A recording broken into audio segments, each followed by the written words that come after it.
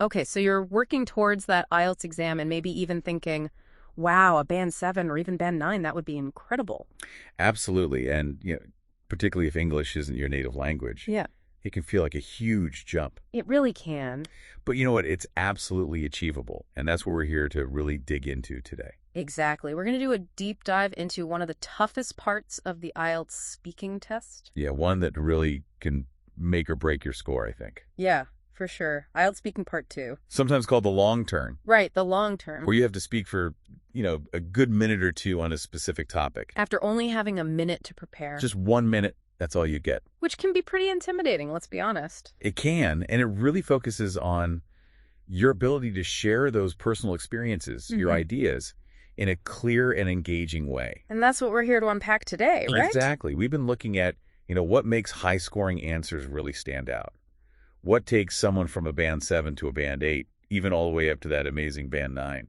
Yeah, we've got some fantastic examples to share, and we'll break down those key differences. Really show you what the examiners are listening for. Give you some practical tips so you can start applying this stuff right away and hopefully boost your own speaking score. And ultimately, what's the goal here?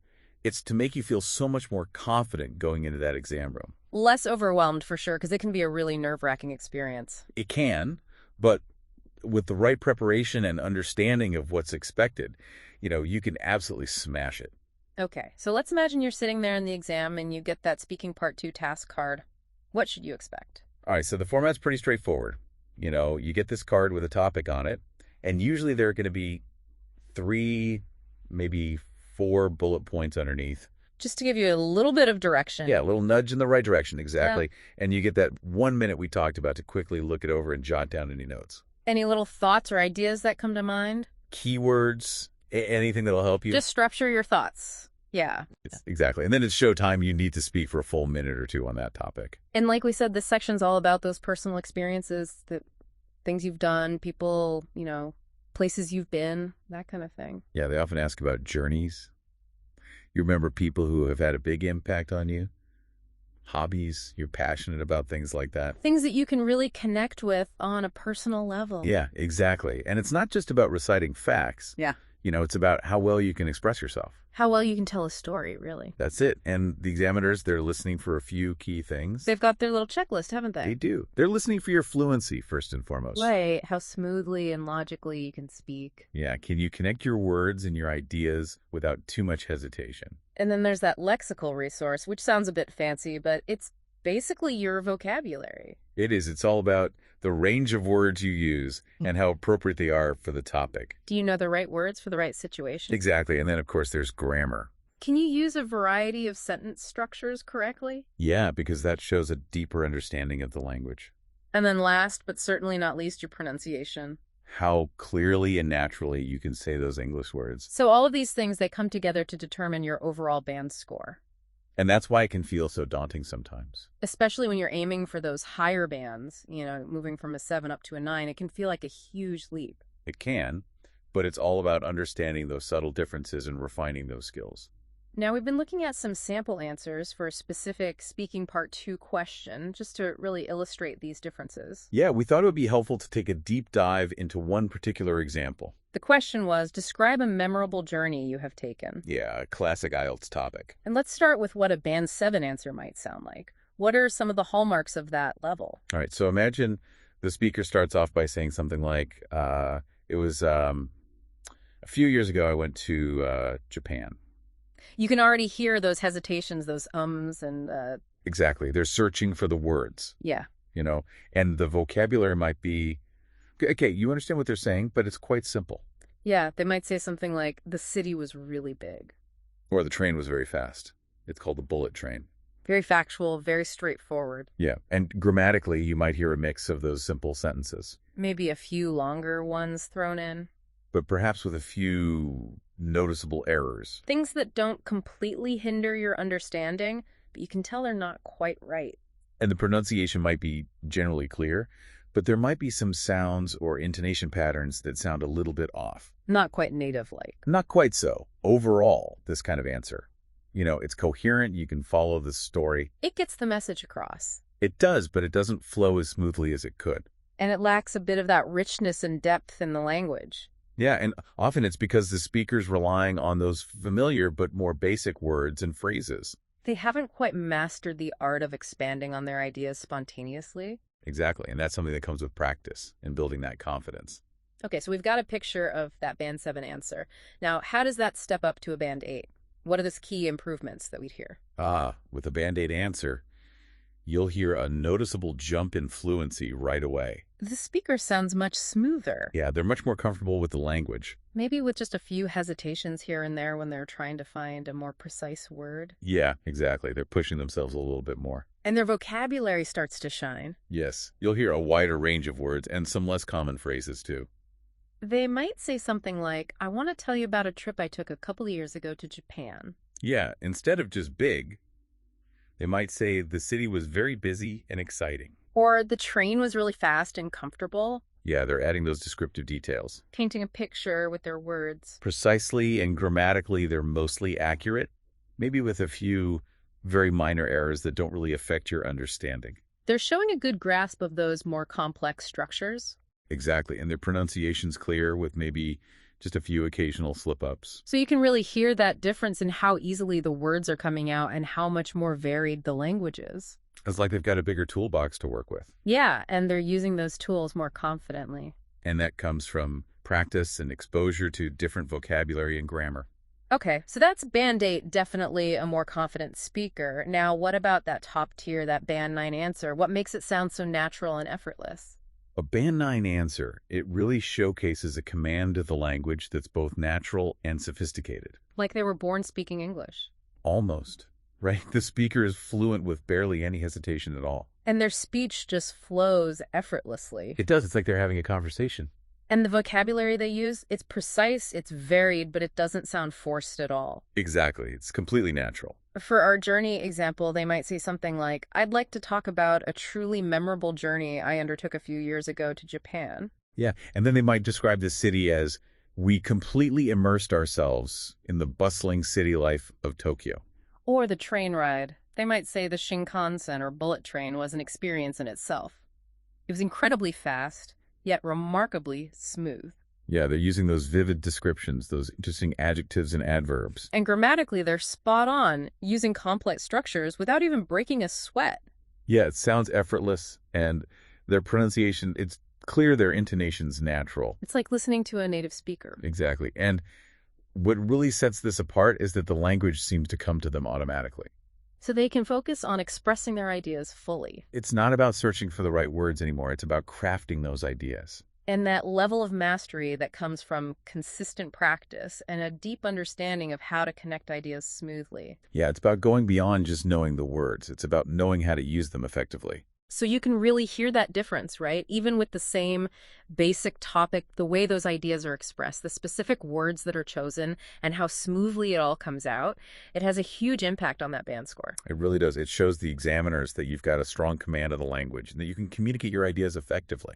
And now for all of you listening out there who are working towards that higher band, especially if English isn't your first language, what are some key things to focus on as you prepare for speaking part 2? Well, preparation is absolutely key, no matter your current level. It's all about getting yourself ready for that moment. Exactly. And during that precious 1 minute of preparation time you get, don't panic. Easier said than done sometimes. It is, but try to use that time, actively jot down a few key words related to each bullet point on the task card. Almost like creating a little mini roadmap for yourself. That's a great way to put it. You don't need full sentences, just enough to jog your memory when you're speaking.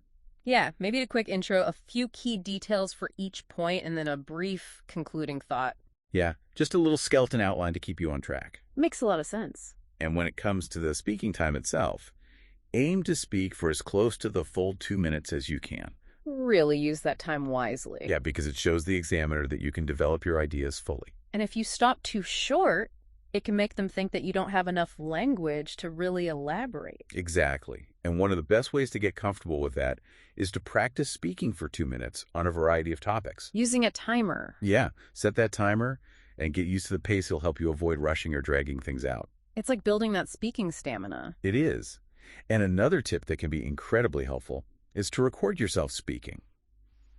I know it can feel a bit awkward at first. It can, but trust me, it's so valuable because you can listen back objectively. and hear where you can improve. Yeah. Are you hesitating a lot? Are you using certain filler words too often? Is there a particular sound that you're struggling with? You can pinpoint those areas and work on them. And of course, make sure you're reading that task card super carefully. Yeah. Understand the main topic and what each bullet point is asking you to consider. And remember, you don't have to talk about each bullet point in detail or in order. No, they're there to guide you, not to restrict you. They're just prompts to get you thinking. Yeah, they're there to help you structure your response and make sure you stay on topic. So use them to your advantage, but don't feel like you're bound to them. Exactly. And while you're using that minute of prep time, make those quick notes we talked about. Those little keywords and phrases. Yeah, because they can be a lifesaver when you're in the middle of speaking and your mind goes blank. Been there, done that. We all have. And when you are speaking, try to speak clearly and at a natural pace. Don't rush, but don't go too slow either.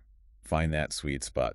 And this is important. Focus on using a range of vocabulary and grammar that you're comfortable with. Show the examiner what you can do, even if you're still learning. Don't be afraid to push yourself a little bit. But don't try to use words or structures that you're not 100% sure of. Because it's better to be clear and accurate than to make mistakes. And remember, specific examples are your best friend. Yeah, they bring your answers to life. They make them more engaging and convincing. Instead of just saying it was fun, explain why it was fun. Give a specific memory or detail. Paint that picture for the listener. And finally, practice. Practice, practice. I know it sounds obvious, but it's the key to success. Find as many different IELTS Speaking Part 2 topics as you can, and practice speaking for 2 minutes on each one. The more you practice, the more familiar you'll become with different types of questions, and the more confident you'll feel on test day. Yeah, even short practice sessions can make a big difference over time. Absolutely. Every little bit helps. So those are some really great do's for preparing now. What about the don'ts? What are some common mistakes that can really hold your score back? Yeah, there are a few pitfalls to be aware of. Things to avoid at all costs. One is speaking too quickly or too slowly.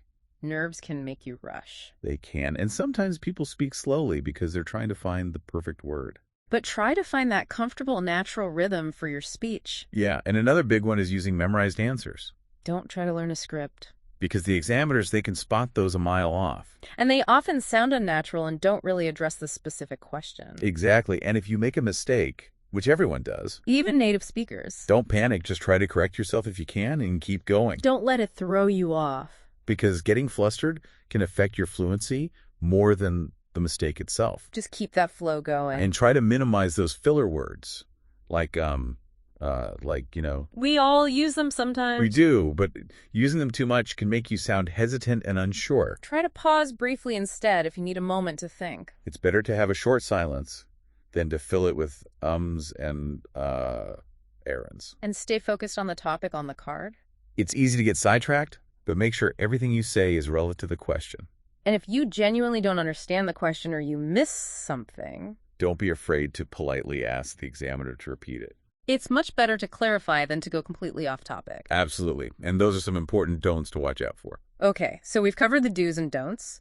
Now let's move on to some more advanced strategies, some mind tricks that can give you an extra edge. Yeah, some techniques to help you structure your thoughts and make your answers more detailed. Especially if you're aiming for those higher bands. So for topics where you need to describe something, a place, a person, for example, try to visualize it in your mind before you start speaking. Close your eyes and really picture it. It can help you recall those specific details, colors, sounds, even feelings. And that makes your description more vivid and engaging. And those WH questions, they can be super helpful too.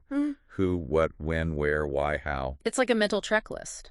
It is. If you're describing a memorable event, for instance, asking yourself those questions can really help you flesh out your answer. Get all those important details in there. If you're describing a person, try thinking in categories. Their physical appearance, their personality, their relationship to you. Exactly. Break it down into chunks. And for storytelling, the STAR method can be really effective. Situation, task, action, result. It helps you structure a story in a logical way. Set the scene, explain the task, describe the action, and then talk about the outcome. It's like a little storytelling formula. And practice paraphrasing. Try to say the same thing in different ways. If you find yourself repeating the same words over and over, think of synonyms, alternative ways to express the same idea. It shows flexibility in your language. And it can really boost your vocabulary score. And how about idioms and phrasal verbs? Ah, yes. Those can definitely add to your score, as long as you use them appropriately. They show a more advanced level of English. They do, but don't try to force them in if they don't feel natural. It's better to use them correctly than to overuse them. And before you start speaking, take a deep breath. Calm those nerves. And believe it or not, even smiling slightly can make you feel more relaxed. Project confidence in your voice. It's amazing how much of a difference those little things can make. Now, we came across something really interesting in our research that we wanted to share with you today. Something that might actually take some of the pressure off. Because you know how we said that you usually get those 3 or 4 bullet points on the task card? Yeah, well, here's the thing. You don't actually need to cover every single one of them in detail to get a high score. I know it might sound surprising. It is, because most people think they have to address each point directly. They do.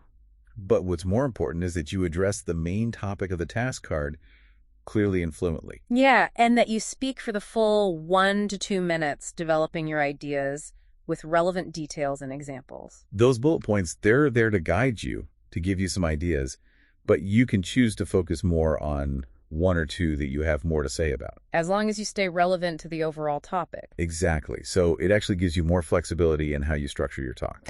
And it allows you to speak more naturally about the aspects you feel most comfortable with. So to wrap things up for everyone listening, what are the absolute key takeaways for IELTS Speaking Part 2? So to really nail this section, remember that aiming for a higher band, whether it's that Band 7 or that Dream Band 9, it's all about focusing on speaking clearly and fluently, using a good range of vocabulary and grammar that you're comfortable with, and supporting your points with specific details and examples. Don't stress about being perfect, and remember, you don't have to cover every single bullet point in detail. Be well prepared, practice your timing, and focus on communicating your ideas clearly and effectively. You have the ambition to reach your target band, and by understanding these key aspects of Speaking Part 2 and putting in the work, you're well on your way. Think about which of these tips resonates most with you and how you can start applying it to your practice sessions today. What specific topic are you going to tackle next, keeping in mind the differences we've discussed between those band scores? We're excited for you. Good luck with your IELTS journey, and we'll catch you in the next deep dive. See you then.